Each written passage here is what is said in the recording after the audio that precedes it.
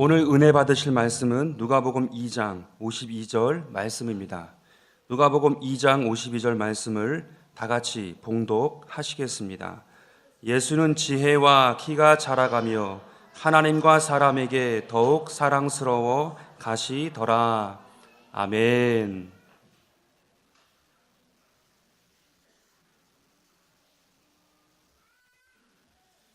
할렐루야.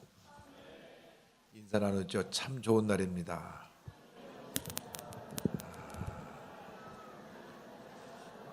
표정 중에 몇 사람 아직 안 좋은 것 같아요. 다시 한번 인사합니다. 참 좋은 날입니다.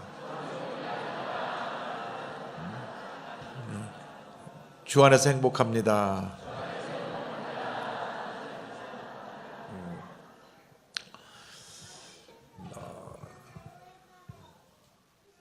성경에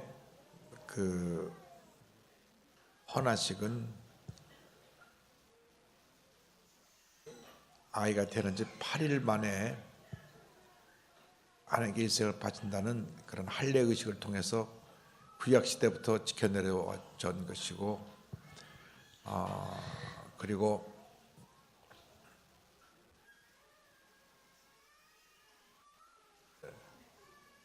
사도행전 16장을 보면 빌립보의 교회가 탄생될 때에 간수와 그 온 가족이 하나님 앞에 침례받을 때에 예외 없이 다 침례받은 것을 볼 때에 구원받은 부모가 자녀들의 일생을 맡기면서 함께 세례를 받았던 것을 계기로 해서 장로교단이나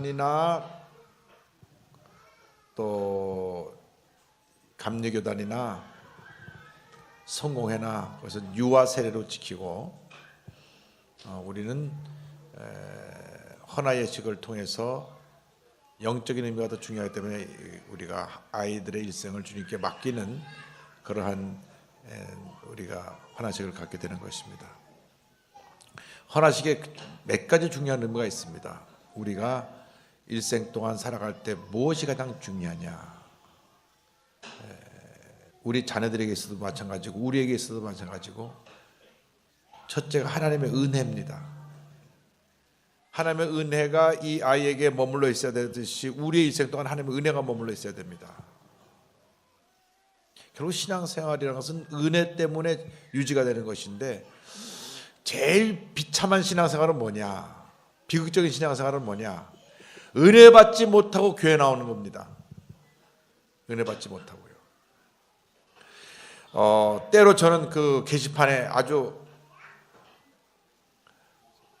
제 마음이 참 아플 정도의 그런 글을 올리는 분들이 있습니다. 교회를 통해서 상처받은 이야기들을 합니다. 물론 저는 그런 편지가 오면 담임 목사로 제가 정중히 사과를 합니다. 그러니까 그런 일이 생겨서 상처를 줬으면 죄송합니다. 그러나 한 가지 안타까운 것은, 은혜를 받으면 다 이렇게 커버가 될 수 있고 넘어갈 수 있는 부분인데, 은혜가 없을 때에 그것이 더 크게 상처가 돼서 그 상처가 정말 신앙생활을 흔들 정도로 큰 아픔이 돼서 그러한 글을 보낸다고 할 때는 안타까움이 있어요. 물론 정중하게 사과를 하고, 참 교회가 그렇게 되지 못한 거 사과하고, 담임 목사가 그런 걸 일일이 살펴내고 사과하고, 다 사과하죠. 다 사과해요. 그러나 동시에 한편 마음에는 풍성한 은혜가 있어서 이러한 작은 실수들을 그냥 포용하고 넘어갈 수 있었으면 얼마나 좋을까 하는 그런 안타까움도 있습니다. 동시에. 그래서 제일 중요한 것이, 은혜를 우리가 받고 신앙생활하느냐, 은혜를 받지 못하고 신앙생활하느냐. 교회 할 수 없이 쭉 다니다 보니까 안 나올 수는 없고 나오게 됐는데, 나오게 되다 보니까 은혜하고 멀리 그냥 교인으로 왔다 갔다 하게 되는 경우가 있지 않은가. 이것이 사실 교회 재직까지 되면 더 심각해집니다. 문제가. 평시도 때는 그냥 넘어가는데, 집사가 되고 안수가 되고 장로님쯤 돼가지고 만약에 은혜가 없는 그러한 신앙생활을 한다면 교회에 오히려 부흥을 저해하는 요인이 된다고 말입니다. 대부분 한국교회 모든 문제가 평신도 때문에 일어난 것이 아니라 재직 때문에 일어나는 것이고, 재직 중에서 은혜 받지 못한 사람들이 문제를 일으켜서 교회를 분열시키고 법정 투쟁을 하고 싸우고 나눠지고, 그래서 상처를 받고 교인이 흩어지는 그러한 일들이 생겨납니다. 그래서 오늘 부모님들이 또 우리 장년 지체들이 기억해야 될 것은, 우리는 은혜 때문에 산다. 우리 자녀들이 은혜로 살아야 된다.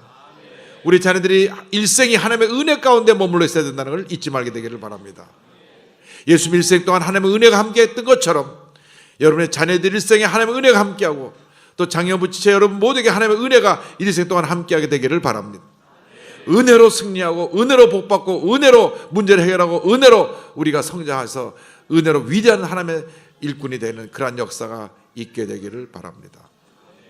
은혜 받은 사람들이 세계 역사를 바꿔놓습니다. 은혜 받은 사람들, 은혜를 못 받았기 때문에 신앙생활을 하면서도 그냥 아무런 흔적을 남기지 못하고 세상을 떠나는 것입니다. 그래서 우리가 정말 젊은 지체로서 무한한 가능성을 갖고 있는 우리 장년부들이 은혜로 교회에 충성된 일꾼이 되어줄 것을 부탁을 드립니다.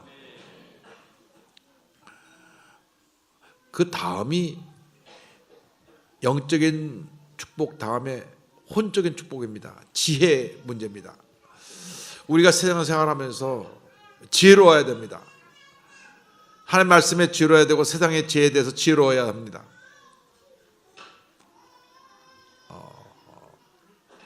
저는 취미가 책을 사는 게 취미입니다. 그냥 서점에 들려서 사람들이 제일 많이 보는 책이 무슨 책인가 그냥 삽니다. 현재 사람들의 생각이 지금 어디에 관심이 많은가. 어떤 책을 사서 참 돈이 아깝다는 생각이 드는 책도 있습니다. 어떤 책은 정말 이 책이 나에게 참 도움이 됐다 하는 책도 있습니다. 근데 대부분 책들이 생각보다는 과대포장을 해서 내용들이 그렇게 감동이 와닿지는 않아요. 그러나 책을 사서 자꾸 책을 들여다보는 이유는 세상을 사는 지혜를 얻기 위해서.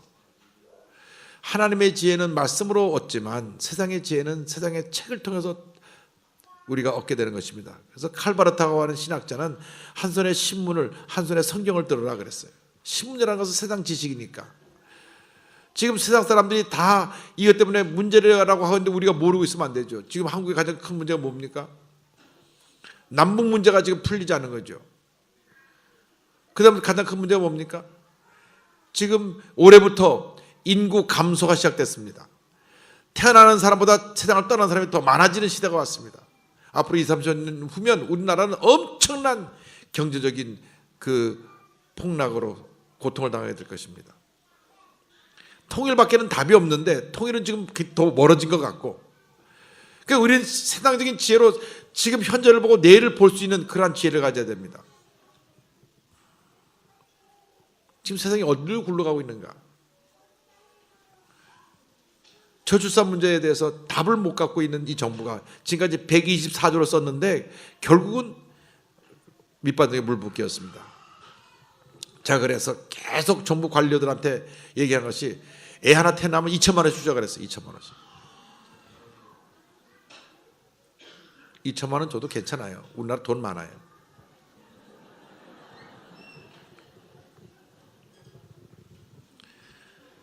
근데 대한민국에서 인구가 지금 1.0이 안 되고 0.95인가로 떨어졌잖아요. 근데 2.1이 된 동네가 전라남도 해남군입니다. 해남군은 2.1입니다. 2.1. 그런데 거기는 아이가 태어나면 300만 원을 줍니다. 그렇게 해서 다 그로 이사 가자라는 건 아니고요. 15만 원씩 20개월을 줍니다. 그러니까 20개월 동안 그곳에 머물면서 매달 15만 원씩 지원을 받고 아이 육아에 필요한 모든 지원을 받습니다. 근데 이제 한 가지 딜레마가 생겼어요. 아이를 낳아서 20개월 동안 열심히 와서 거기서 보조를 다 받고 20개월 되면 딱 떠나는 거예요. 그래서 이제 돈을 주는 방법이 답이 아니지 않느냐 하는 그런 문제가 대두되고 있지만, 그럼에도 불구하고 해남군은 지금도 아이들을 울음소리로 온 해남군이 떠들썩합니다. 우리가 세상의 지혜를 배워야 돼요. 또 지금 가장 문제 뭡니까? 젊은이들이 희망을 잃고 포기하는 시대. 모든 것을 다 포기합니다. 결혼도 포기하고, 결혼도 하지 않으니까 자녀도 포기하고 다 포기하는 거예요. 그러니까 저출산에다가 젊은이들이 결혼도 하지 않고 그냥 혼자 편하게 지내고 혼자 그냥 인조이하면서 사는 거지, 뭐 결혼해서 서로가 구속되어 살면서 애까지나 기르면서 왜 고생을 하냐. 그냥 편하게 살지. 자, 젊은이들이 꿈을 잃어버린 시대에 살고 있어요. 경제는 어렵죠. 남북 간의 갈등이 있죠. 남남 간의 갈등이 있죠. 지금 뭐 하나 우리가 답이 없어요. 답이.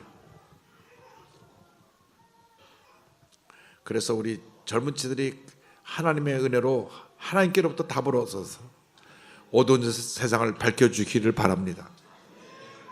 우리가 영적인 은혜만 가지고 되는 것이 아니라 우리가 이 세상의 지혜를 많이 알아서 그 지혜로 이 세상에 새로운 꿈과 힘을 가져줄 수 있는 그러한 은혜가 있게 되기를 바랍니다. 하나님의 은혜를 기초해서 이 세상의 지혜를 활용할 때 그런 역사가 나타나게 되는 것입니다.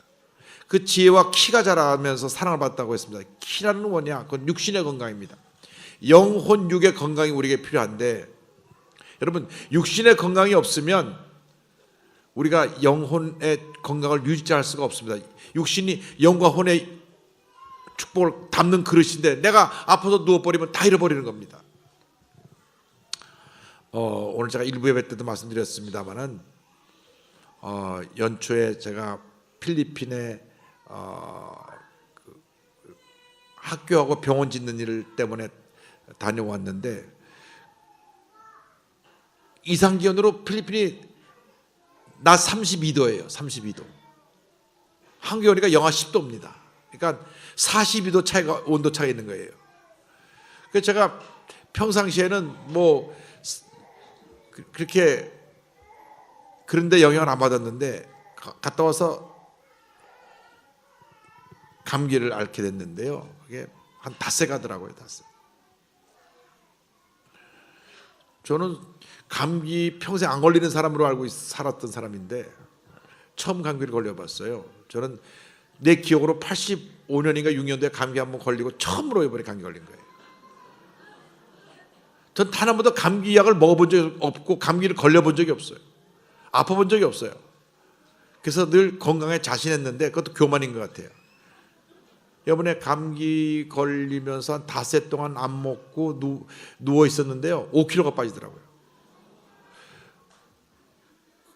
5kg가 빠지고 그다음에 3.1절 행사에 제가 또 이제 좀 초청받아서 가서 앉아 있었는데 그날따라 또 추웠어요. 제가 코트 안 입고 양복만 입고 정장하고 딱 앉아 있어요. 다른 사람 다 코트 입고 앉았더라고요. 그리고 그날 코감기가 왔는데 이게 또 한 열흘 가는 거예요. 그리고 5kg가 또 빠지더라고요. 그리고 한 달 만에 10kg가 빠졌다는 거 아닙니까?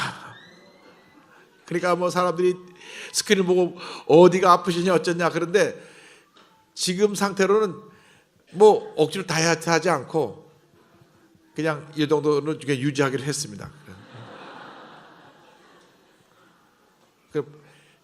뱃살이 하나도 없어요.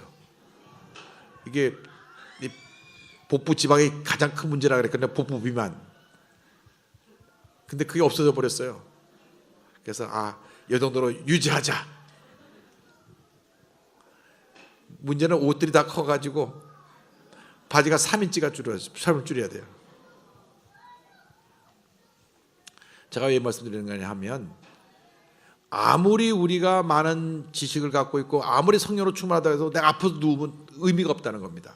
그래서 여러분들이 여러분의 자녀를 키울 때 건강하게 키우시기 바랍니다. 여러분들 건강하시기 바랍니다. 육신의 건강이 기초가 되고 거기에 세상의 지혜를 쌓고 성의 충만을 받으면 위대한 하나님의 일꾼으로 여러분 모두가 쓰임받게 될 것입니다. 아프지 마시고 건강하고 평생 동안 주님 앞에 귀하게 아름답게 위대하게 크게 쓰임받는 여러분 또 여러분의 자녀 되기를 바랍니다. 기도하겠습니다. 사랑과 은혜와 자비가 무한하신 하나님 아버지, 우리에게 주님 건강 주가 감사합니다. 영적인 건강, 육적인 건강, 또 지적인 건강을 주셔서 우리가 일장 동안 살아간 동안 하나님 영혼에서 귀하게 크게 쓰임받는 저희 모두가 되도록 은혜 내려 주옵소서. 예수님의 이름으로 기도드립니다. 아멘.